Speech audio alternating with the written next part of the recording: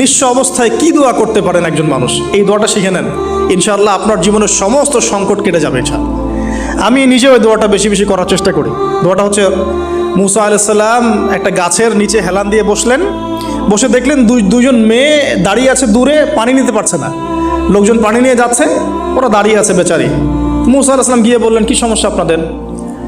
এটা নিয়ে আপনারা আবার মেয়েদের সাথে কথা বলার চেষ্টা করেন না, ঠিক আছে? তো মাহারাম গায়রা মাহারাম মেনে চলে। তারা বললো যে আমাদের বাবা অনেক বৃদ্ধ মানুষ, আমরা পানি নিতে পারি না যতক্ষণ না আমাদের কম পানি নিয়ে চলে যায়। মুসা আলাইহিস সালাম তো একটু বললাম না, ফিজিক্যালি খুব স্ট্রং ছিলেন, থাকে না বডি বিল্ডার, সামনে গিয়ে কথা বলে সরো পানি দিতে দাও, তখন মানুষ একটু মূল্যায়ন করে না। তো মুসা আলাইহিস সালাম এভাবে পানি নিয়ে দিলেন এবং বাছুরদেরকে পানি পান করালেন, করিয়ে গাছের নিচে এসে বসে আছেন। বসে বসে তিনি দোয়া করছেন, এই যে দোয়াটা তিনি দোয়া করছেন, রব্বি, একটা নেক কাজ করলেন, নেক কাজ করলেন না, মানুষের উপকার করলেন, নেক কাজ করে এসে গাছের নিচে বসে দোয়া করছেন, আল্লাহ এখানে তো আমার খাবার পানি বাসস্থান কিছুই নাই, আমি কি করব?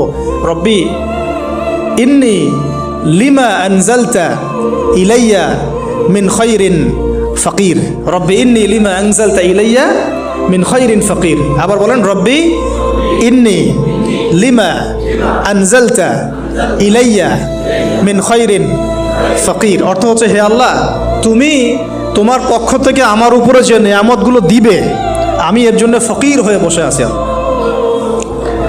অর্থ বুঝে পড়বেন ভাই, নামাজ রোজা হজ জাকাত যাই করেন আল্লাহর ওয়াস্তে অর্থ বুঝে পড়বেন।